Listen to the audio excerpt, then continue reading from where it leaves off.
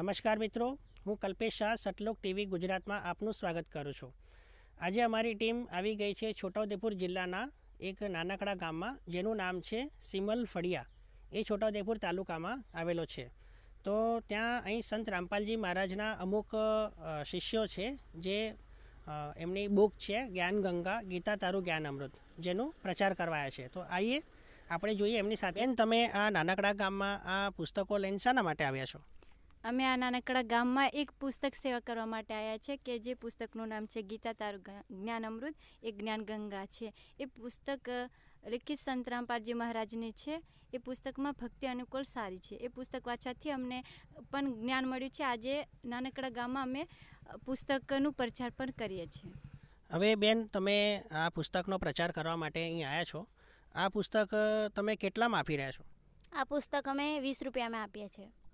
બેન, આ પુસ્તક તો બહુ જાડી દેખાય છે અને આ પુસ્તક તો 300 પેજની છે, જે 20 રૂપિયાની ના હોઈ શકે। આટલી સસ્તી પુસ્તક તમે કેવી રીતે આપી શકો છો? સાચી વાત છે સર, પણ આ પુસ્તક અમે ગરીબ લોકો પણ લઈ શકે એના માટે અમે ફક્ત 20 રૂપિયાની આપીએ છીએ। હવે એક બેન અમારી સાથે છે। બેન, આ પુસ્તકોનો જે તમે પ્રચાર કરો છો તો આ પુસ્તક વાંચવાથી શું ફાયદા થાય છે કોઈને? આ પુસ્તક વાંચવાથી દરેકના ઘરમાંથી વ્યસનો જેવા અને કેન્સર જેવી બીમારીઓનો દુઃખોનો દૂર થાય છે અને સર્વક જેવું ઘર બની રહે છે। હવે એક સંત રામપાલજી મહારાજના શિષ્ય છે, આવો એમને પાસે કંઈક જાણીએ। ભાઈ, અમે એવું સાંભળ્યું છે કે સંત રામપાલજી મહારાજના જે શિષ્યો છે એમની કંઈક ભક્તિ પદ્ધતિ અલગ હોય છે અને કંઈક દેવી દેવતાઓની પણ કંઈક પૂજા છોડવી પડે છે। તો શું સંત રામપાલજી મહારાજ દેવી દેવતાઓની પૂજા છોડાવે છે, એવું છે? ના સરજી, એવું નહીં કે સંત રામપાલજી મહારાજજી જો કે દેવી દેવતાની ભક્તિ છોડાવશે એવું બિલકુલ બી નહીં, પરંતુ કે સંત રામપાલજી મહારાજ જે કે દેવી દેવતાઓના જે કે મૂળ મંત્ર જે છે ઓરિજિનલ મંત્ર, તો એ ઓરિજિનલ મંત્ર સંત રામપાલજી મહારાજ દેવી દેવતાના નામ દીક્ષામાં આપે છે અને એનાથી બધા આપણને લાભ થાય છે। જે સાંસારિક લાભો છે એ બધા આપણને લાભ થવા માંડે છે। નમસ્તે સર, આપ જે સંત રામપાલજી મહારાજની જે બુક છે એમનો પ્રચાર કરો છો, તો અમે તમારા થકી એ જાણવા માંગીએ છીએ સંત રામપાલજી મહારાજના ઉદ્દેશ્ય શું છે?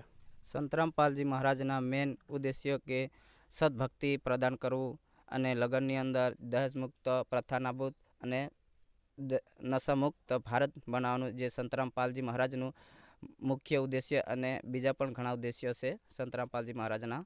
તો જે રીતે આપણે જોયું કે સંત રામપાલજી મહારાજના જે શિષ્યો છે, જે એમના અનુયાયીઓ છે, એ આ રીતે નાના નાના ગામડાઓમાં પુસ્તક સેવા કરવા જાય છે અને એક નજીવી નાનકડી કિંમતમાં પુસ્તક સેવાનું આપ જોઈ શકો છો કે સંત રામપાલજી મહારાજની જે સર્વ સંગત છે એમના હાથમાં જ્ઞાન ગંગા અને ગીતા તારું જ્ઞાન અમૃતની પુસ્તકો છે, જે નાના નાના ગામડાઓમાં સેવા કરવા જાય છે અને ફક્ત 20 જ રૂપિયામાં સેવા કરીને અને એક આધ્યાત્મિક પ્રચાર કરી રહ્યા છે। તો વધુ માહિતી માટે આપ જોતા રહો सतलोक टीवी गुजरात। सतलोक टीवी गुजरात फेसबुक पेज को लाइक और फॉलो करना न भूलें। अधिक जानकारी के लिए आज ही डाउनलोड कीजिए संत रामपाल जी महाराज एंड्रॉयड ऐप।